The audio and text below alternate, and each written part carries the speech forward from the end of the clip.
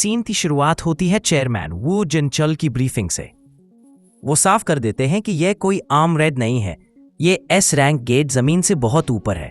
Plane से जाना तो आसान है, लेकिन डंजन के अंदर जाते ही मशीनरी काम करना बंद कर देगी, यानी अंदर जाने के बाद बाहर आने का कोई रास्ता नहीं। प्लान ये है, गेट धीरे धीरे नीचे आ रहा है।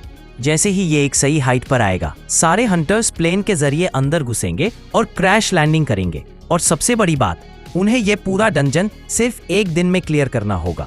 हंटर्स डरे हुए हैं कि क्या एक दिन काफी होगा। तभी थॉमस आंद्रे अपना रॉब झाड़ता है। वो साफ बोल देता है, स्कैवेंजर्स गिल्ड तुम कोरियन हंटर्स के साथ नहीं जाएगा, हम अकेले एंटर करेंगे। वू जिनचल समझाने की कोशिश करता है कि खतरा बहुत बड़ा है, लेकिन थॉमस को कोई फर्क नहीं पड़ता। वो नोटिस करता है कि सुहो मीटिंग में नहीं है और मजाक उड़ाता है क्या वो डर के भाग गया। लेकिन असली ट्विस्ट तब आता है जब वहां पार्क डोजिन को देखता है। थॉमस उसे पहचान लेता है और ऑफर देता है, मेरे साथ काम कर, इन कोरियन हंटर्स से बेहतर ट्रीट करूंगा। पार्क डोजिन मन ही मन हंसता है, क्योंकि उसका प्लान कुछ और ही है। वह इस रेड के दौरान थॉमस आंद्रे को अपना बिलीवर बनाना चाहता है। कौन पहले अंदर जाएगा, इसका फैसला थॉमस एक सिक्के से करता है। हेड आता है, यानी स्कैवेंजर्स गिल्ड पहले जाएगी। दूसरी तरफ हमें अर्शा और पार्क डोजिन की बातचीत दिखाई जाती है। यहाँ एक बहुत बड़ा राज खुलता है। अर्शा रिवील करती है कि यह गेट नेचुरल नहीं है, बल्कि उसने खुद इसे आर्टिफिशियली खोला है अपनी साथी पिया की मदद से। सिस्टम ने अर्शा को एक क्वेस्ट दिया है, path to becoming a monarch. उसे इस गेट के अंदर जाकर फ्रॉस्ट मोनार्क के डिसेंडेंट को ढूंढना है।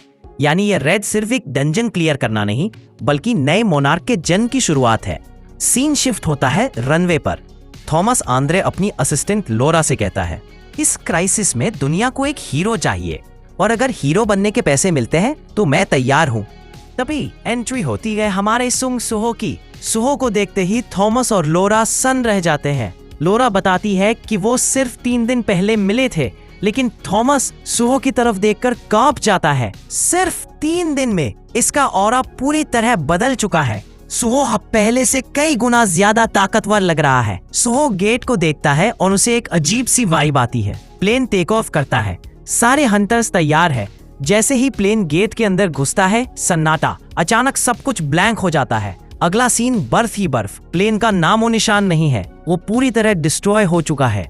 सुहो बर्फ में अकेला खड़ा है। जैसा उन्होंने प्लान किया था वैसा कुछ नहीं हुआ। यह डंजन उनकी सोच से परे है। सुहो हैरान होकर खुद से पूछता है, यह आखिर हुआ क्या? और इसी जबरदस्त क्लिफहैंगर पर चैप्टर खत्म हो जाता है। दोस्तों, अर्शा का प्लान, थॉमस का ओवर कॉन्फिडेंस और सुहो की नई पावर, अगले चैप्टर में असली तबाही मचने वाली है। आपको क्या लगता है, क्या फ्रॉस्ट मोनार्क का कोई साथी अंदर इनका इंतजार कर रहा है? कमेंट्स में बताओ।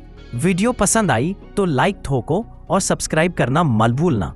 मिलते हैं नेक्स्ट वीडियो में, तब तक के लिए बाय बाय।